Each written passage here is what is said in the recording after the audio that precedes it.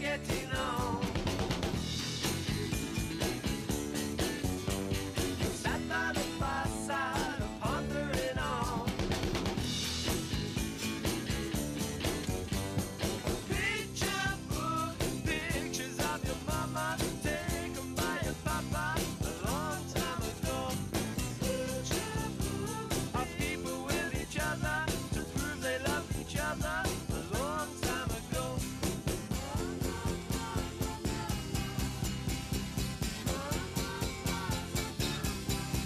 Picture book, picture book.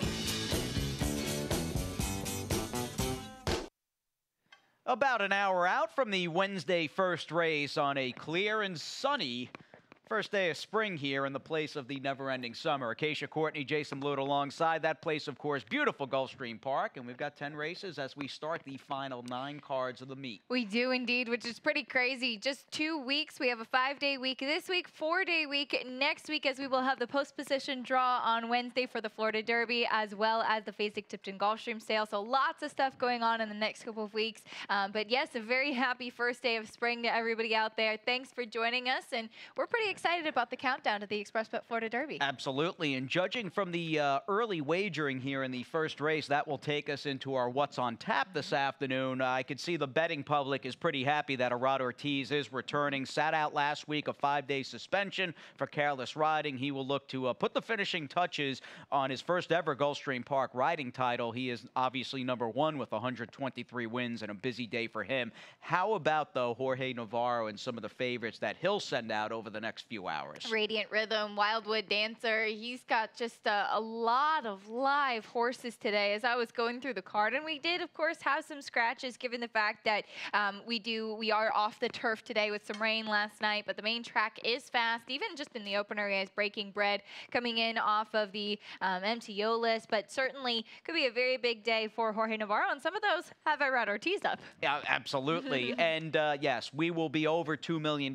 We rarely try to speak in sure things or absolutes because this is life and it's certainly thoroughbred racing, but we can pretty much guarantee that Rainbow Six pool will be in excess of $2 million, unsolved for the entire jackpot since the middle of February. We've also got, again, not only $2 million plus in the Rainbow, we've got another Friday upon us here, $100K the guarantee in the Stronach 5. Not too bad at all. We've seen this pay just really well, and it starts a little bit earlier than last week. It's about 4:45, 4:43 this week, starting at Laurel Park. You have the last 2 races there, 8 and 9. Then you have 9 and 10 at Gulfstream. Then we go out to California for race 5 at Golden Gate. So you get to stick two races at a track at a time. And I like that the menu's been changing every couple of weeks. Keeps it a little fresher. And again, if you've been able to solve the Stronach 5, no matter what Friday we're talking about, you've been paid with that 12% takeout. Now, just one carryover on this fast and off. We did have some heavy rain. In fact, a rare dark day rainstorm. It was a deluge for a few hours yesterday. In fact, all Tuesday. It was nice on a dark day being home in the house with my wife and our pets. But we come back with no turf racing, which is not a bad thing. Give the turf another day to freshen up as we begin the final push here in the last 9 cards. But that one carryover makes it all worthwhile, even without turf racing. Maybe it's just one carryover, but it's a pretty big one. And $1.9 million in the Rainbow Six jackpot just to start. And that will start in race number 5 with 10 races today. Again, 20-cent wager. And Jason said over $2 million. I think that is a pretty sure thing today, given that we're right there on the cusp. And just a 10-race card, so that Rainbow Six does begin in race number 5, and very much basically 2 handfuls today, and all main track races coming your way on this Wednesday, March 20th. And of course, the early pick 5 begins with a race, and I thought when I got the scratches and the first race was moved to the main, I looked through the first time, I go, Breaking Bread's a lock. The more I looked at her, I said, 2 turns, not really her game. I'm curious to see, because I think who you used, I think this first race is very difficult. I think it's really tough, too, and I'm in agreement with you. I did end up using Breaking Bread just because I didn't want to be knocked out in the first leg by a Jorge Navarro runner with Luis Saez coming in off the MTO list. The distance is really going to be the question for her. So I do actually actually like Drop Dead Red to the inside. First off, the claim for Norm Cassie. I was a little bit questionable about her when it was on the turf and just when she was going to be facing the likes of Shiza Prado and Peru, who were out of the race. But I do think that she's versatile enough to run on both surfaces. We've got 3 horses in race number 2. I like Miss Harry at a bit of a price, but I think on the drop and given her running style, maybe she'll be bet down. My single's just going to be Radiant Rhythm today for Jorge Navarro, looking for 3 in a row. She is 0 for 10 at the distance, but she's just been so good, and I think what she meets, it's just the right spot.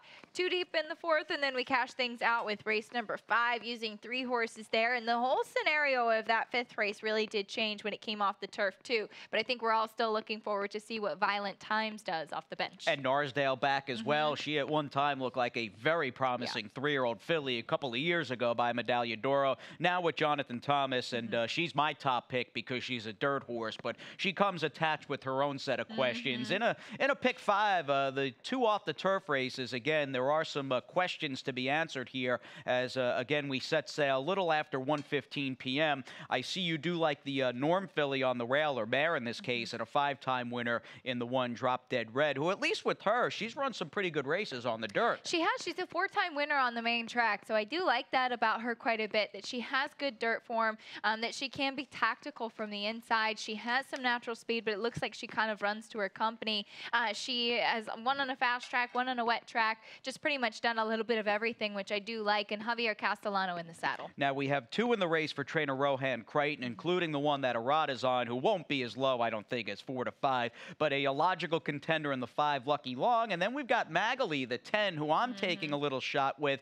She's got dirt races on the go back, and this was a horse I thought might, right off the bat, be a very good claim when picked up here in mid-December. She obviously hasn't run to her standards of, say, last spring and summer, but those races do exist, and I feel as though I'm going to argue Acacia that she's a dirt horse, and her last, although she didn't run all that great behind a tougher horse than Starship Rainer, may have been a step back in the right direction, as she's the longer price of the 2 Rohan Crichton horses, and he's been a guy just... He's been untouchable. Guy's been in fuego. Absolutely has, definitely. And I agree with you. I think her last race was much better than the race 2 starts back. I do think that she's much better when she can be on the lead, and I do still see quite a bit of speed in this race, and that's kind of why I was hoping for a stalking type to the rail with Drop Dead Red. But Lucky Long has some speed as well. I can't imagine both of them going, but Breaking Bread on the stretch out still has some speed. That could make Hogan's Holiday once again be the upset one. She's been right there at some big prices, though, on the turf. She's been amazing of late for Marcus Vitale. The question again with her is, as you said, on the turf, will she be as good on the dirt at what figures to be a short price? If she's not favored over the 5, it's going to be pretty close between those 2. Here's the second, staying on the main 3-year-old fillies in this $25,000 claimer. We go with a field of 7, and I tried, even though the number 7, Stronger Cat, is stepping up, not to get too cute here. I like the post, and obviously like this horse's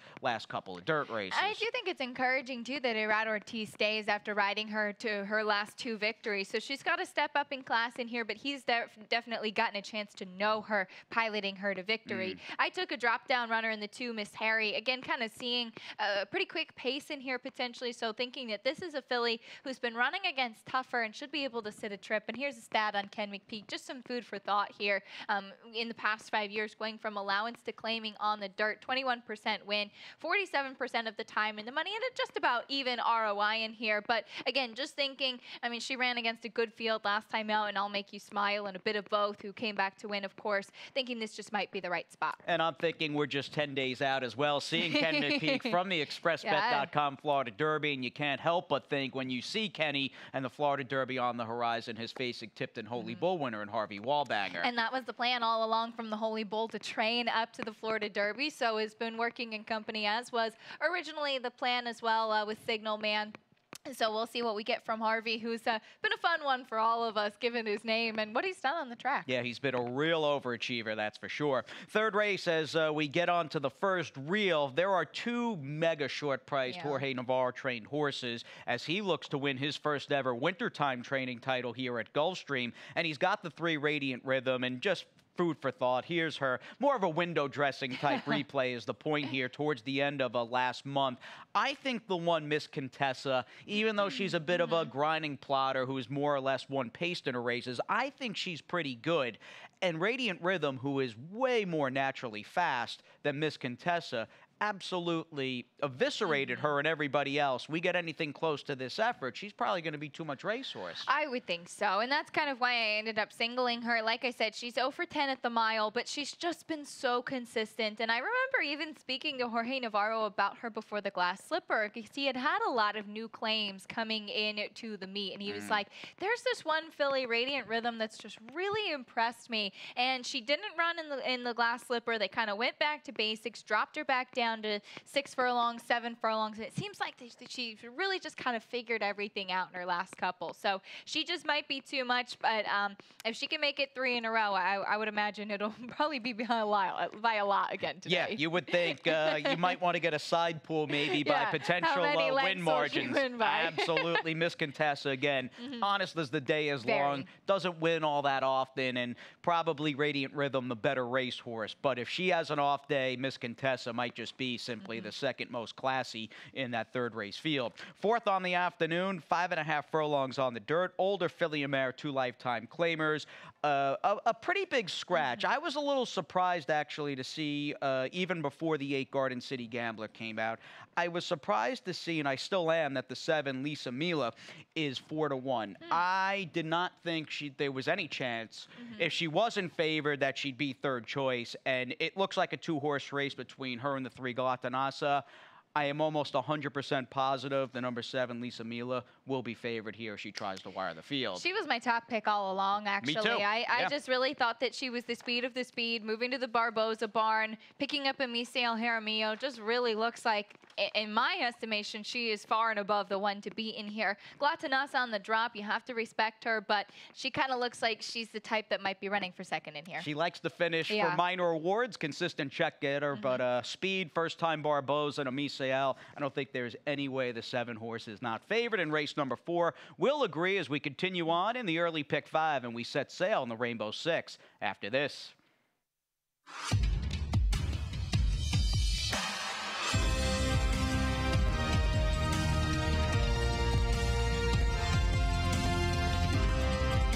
Whether you're at home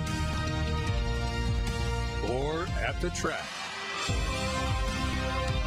have a stake in the race when you bet with ExpressBet. Sign up for an ExpressBet online betting account and receive up to a $500 sign-up bonus.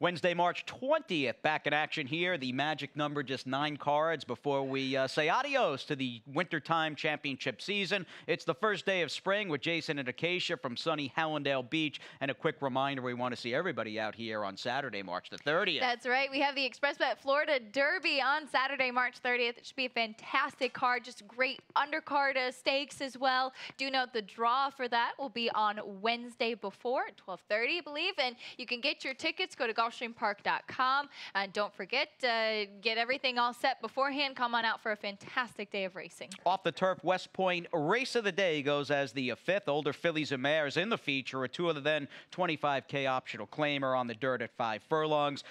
This is a race, and I guess no surprise given the conditions as we start the Rainbow 6. It is chock full of good, respectable turf sprint form, not much dirt form, which kind of complicates things as we start the pick 6. It definitely made it a little bit tricky trickier when putting the ticket together, but I used the same 3 horses that I used when I did put my early pick 5 together. I didn't use Narsdale. I wanted to see one from her, but I can certainly respect it. You'd like that horse, and I think that that just really makes it such an interesting extra layer in here. I did prefer some of the horses with some recent form. I think Audremark for Jorge Navarro, who's run really, really well on the main track, to be trying the turf. Certainly, that filly hasn't really had Mother Nature on her side as far as getting on the turf, but she could be interesting in there. We start the late pick 5 with race number 6. I used Morocco, taking a big, big drop in class, and had a wild trip last time out. Florida Cotton's just been in good form. 3 deep in race number 7 and 3 in the 8th as well. The 9th race is definitely one I'm looking forward to because you have Wildwood Dancer, who's going to be a very short price.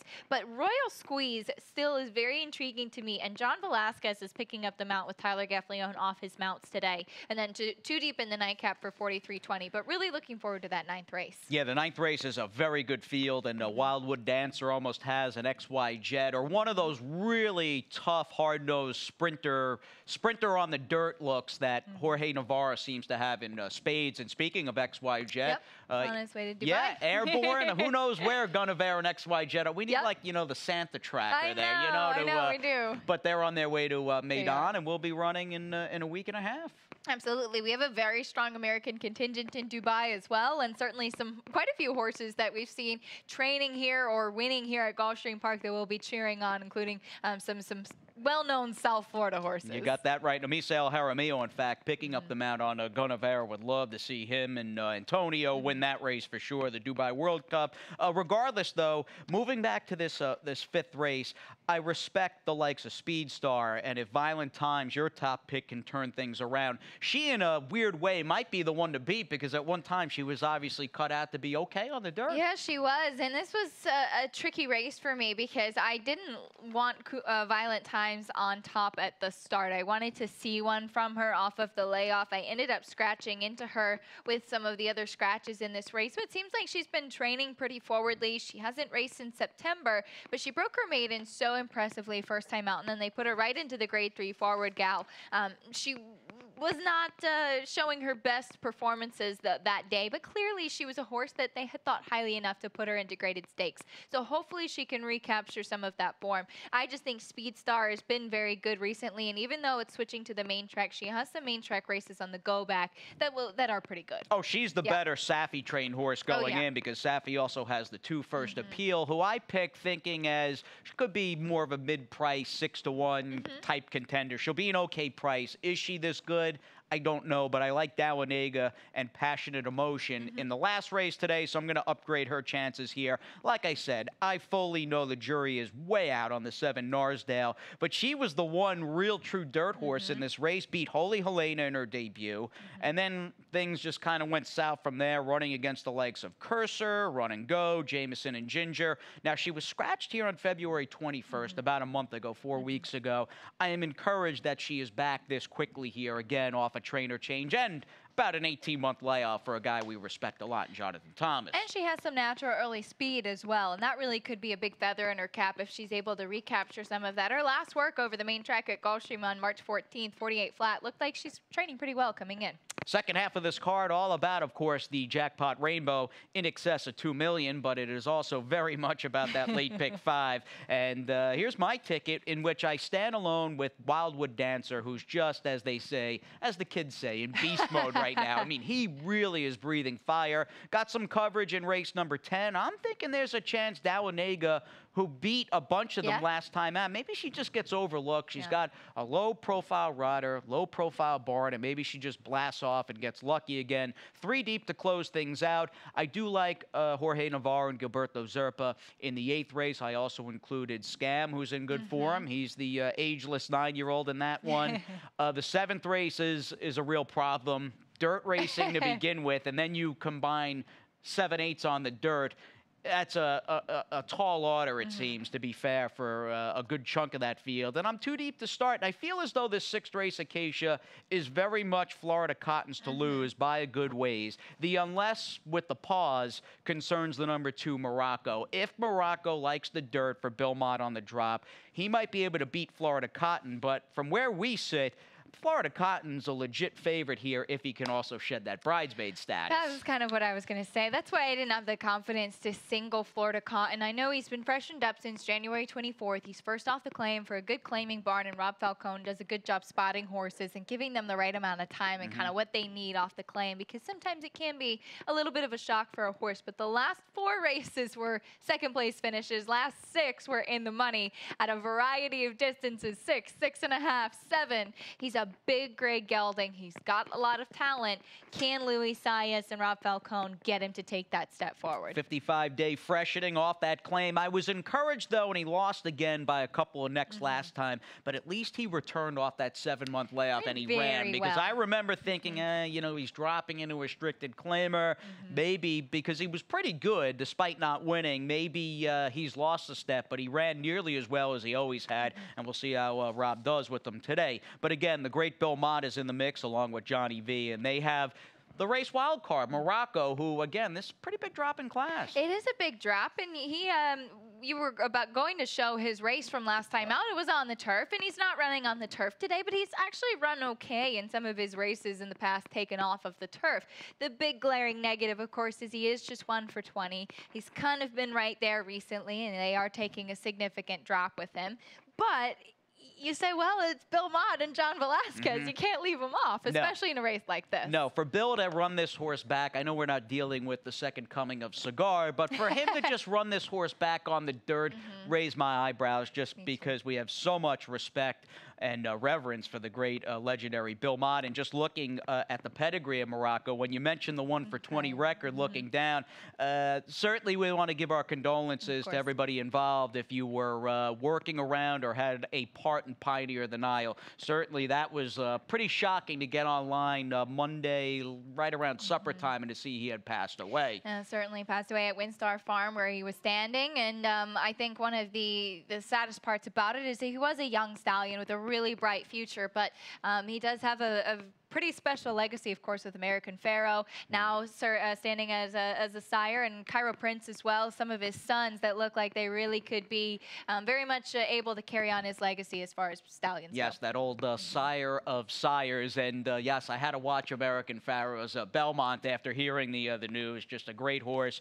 a Pioneer of the Nile, terrific stallion, and yes, R.I.P. for sure. Now, the 7th race, meanwhile, we're off the turf. We go 7 furlongs on the main. 3-year-old filly, $16,000 maiden claimers.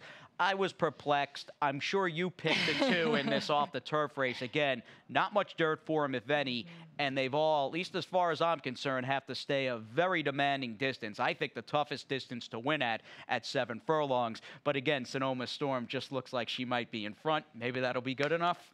That's what I'm hoping. Sometimes with some of these races, and especially at the lower level, they just get out to the front and forget to stop. So maybe that's what's going to happen here. Also was encouraged by the fact that this Fedbiz filly, her only main track race was in a far outside post in her debut and against special weight. Much more competition than what she'll face today. In addition, I do think that the 2-turn race on the turf last time out will serve as a good bottom underneath of her to go this distance. Yeah, at least she's got foundation. Maybe Scooter, who celebrated a birthday here Sunday, didn't get a win, but Scooter's #1 always with us. Maybe he's got a dirt horse who's not going to be that big of a price, just the way this race plays out now, but you're certainly not going to get an insanely short price. Maybe you get 5 to 1 or so, 9 to 2-ish on the 10, Michigan Miss. Maybe this is the sleeper in the race at only 0 for 2. I think so. She hasn't had as many chances. She does have Jose Ortiz in the saddle today.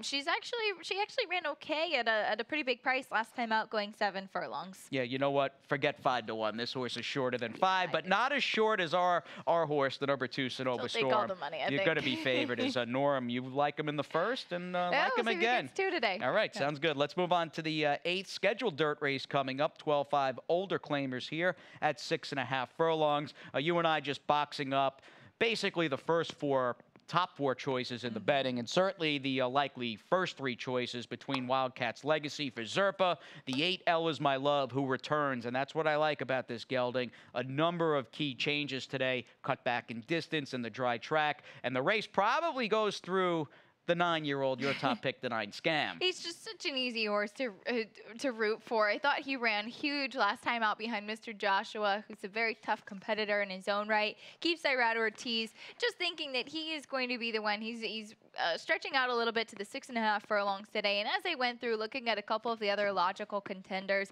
I just thought that he had the strongest last out race to go off of, and hopefully he can keep that going. Yeah, one for his last 15, but that's okay. Good post, and we do follow our last racing day. 9-year-old by the name of Oak Bluff's getting it done. Yeah, so, exactly. old guys still got it. They still got it for sure. We have quite a few of those older geldings here at Gulfstream in some of these races that we love to cheer for. They're really, really hard triers. Absolutely. And speaking of that hard trier, in a nutshell, you've got one who's just gone through the roof here over the last few months, and a 7-year-old son of Pomeroy and a Florida bred, which always spices and sweeten things up here in Hallandale Beach. That is a Wildwood Dancer, who is just another face in a sea of many as far as good claims for Joe Bessiker, who is just so sharp. And you can see what this horse did last time out, running in one of those President's Day starter stakes back on February 18th. Beat Dupree, who he's knocking heads with again, and the fact that he can beat you on the lead, he can also track like he did in this race before he took over at the 3/16 pole. There are just very few holes in the form of just a raging form, Wildwood Dancer. This was a big reason why I ended up putting this horse on top, because he showed last time that he does have another dimension. He's not just one of those Navarro sprinters that can run out to the front and outrun the rest of the field, because there could potentially be maybe some other speed in here. You look at the likes of the Gipper, even Dupree has some other speed as well. Again, I thought Royal Squeeze could potentially be the wild card in here. Imaginary Stables owns this one with Glenn Ellis. They also, Imaginary owns Dupree, who's with Navarro. But this one is first off the claim for Elizabeth Dobles, and this has just been a really consistent horse. He's got some tactical ability, and again, John Velasquez picking up the mount. And he may look around, not that Wildwood Dancer is a slouch by any means, but 2 back third, beaten about 5 by Uno Mas Modelo, and last time out was 3rd behind Panny Price. I don't think anybody wants to run against him. I don't think anybody wants to run against him either. And just thinking ahead to the summertime, I mean, it looks like as well as he ran and as fast as he ran in his last start for Averill Racing and Georgina Baxter, I mean, he may hang around and just pulverize our turf sprint stakes throughout the spring and summer. He's really just been so impressive to see the fountain of youth, if you will, and see how he just keeps winning and is very, very impressive, and clearly loves it here at Gulfstream Park. It's nice having that comprehensive turf sprint division throughout the spring, summer, and fall. And dirt sprint as well. You're right about that. And Mr. French, by the way, he might be the new shooter. He's moving in that direction. Yeah, no, we certainly have a bevy of quality turf sprinters, led, of course, by the 9-year-old Panny Price. Let's wrap things up here off the turf. The nightcap, older filly mare, $16,000 claimers.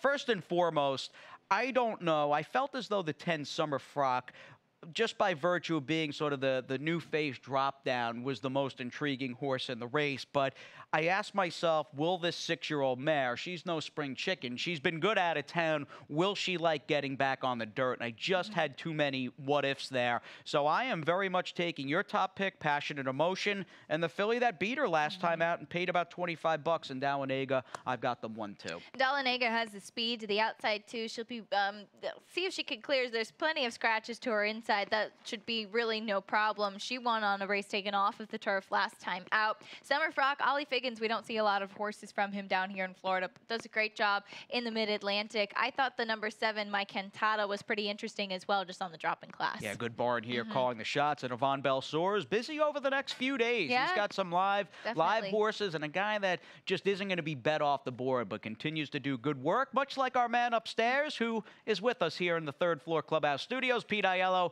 up next with those scratches and changes. The best chance for success begins with a solid foundation. At Hardacre Farm, early personal one-on-one care starts the journey to becoming a champion. Bred to leading stallions, our mares represent the highest standards. Hardacre Farm's signature in the breeding industry. Based in Ocala, Florida, breeder and owner Amy Tarrant has inspired excellence throughout her entire career. In your quest for success, start with Hardacre Farm, breeding the champions of tomorrow. What do all these top races have in common? They were all won by Gulfstream grads. The Fasig-Tipton Gulfstream sale. Selected 2-year-olds in training March 27th. Where will you be?